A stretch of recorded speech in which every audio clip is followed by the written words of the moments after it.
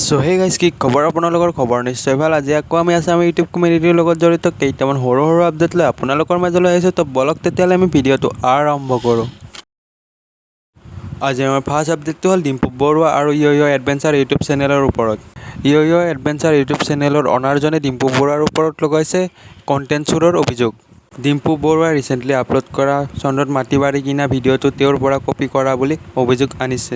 তাৰ ওপৰত ৰেক কৰি তেওঁ এটা ফেচবুকত পোষ্ট কৰে। আহক আমি পোষ্টটো পঢ়ি চাওঁ। পোষ্টটোত লিখিছে যে অসমত দুজন ফটুৱা ওলাইছে, জুবিন গাৰ্গ আৰু ডিম্পু বৰুৱা। দুয়োজনে একে পানীৰে মাছ। এজনে কণ্টেণ্ট চুৰ কৰে আৰু আনজনে মাতালামি কৰে।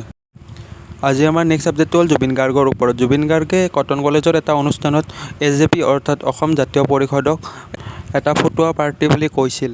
কথাটোক লৈ এতিয়া বিভিন্ন চৰ্চা হৈ আছে। আহক তেওঁ কিনো কৈছিল আমি ভিডিঅ'ৰ সৰু ক্লিপ এটা চাই লওঁ। নহয় AJPও নহয় আৰু এটা কি নতুন ওলাইছিলে যে কি নাম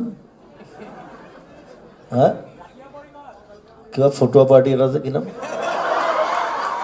AJP ফটুৱাই হয়তো মোৰ লগত কা আন্দোলন কৰিব আছে পাৰ্টি খোলে কাম লাগে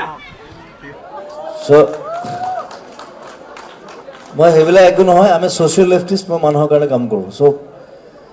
গৈ পেলাই পঢ়িছা মই নেতৃত্ব নলওঁ কাৰণ মই পলিটিক্সত নাই। প্ৰথম কথা খালি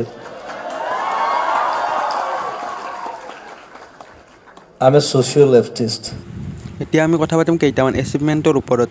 ৰাগিনী কৌশিকে পালে তেওঁৰ চিলভাৰ প্লে বটন। বন্ধু পাৰ্টি ইউটিউব চেনেলৰ হ'ল 2 লাখ ছাবস্ক্ৰাইবাৰ। পংখী বৰদলৈ ইনষ্টাগ্ৰাম একাউণ্টত হৈ গ'ল 2 লাখ ফলোৱাৰ্ছ। তেওঁলোক সকলোৰে থাকিল আমাৰ ফালৰ পৰা শুভেচ্ছা। গাইজ আজিৰ ভিডিঅ'টো এইখিনি আছিল। যদি ভিডিঅ'টো ভাল লাগে লাইক, কমেণ্ট, শ্বেয়াৰ আৰু লগতে চেনেলটো ছাবস্ক্ৰাইব কৰি ৰাখিব।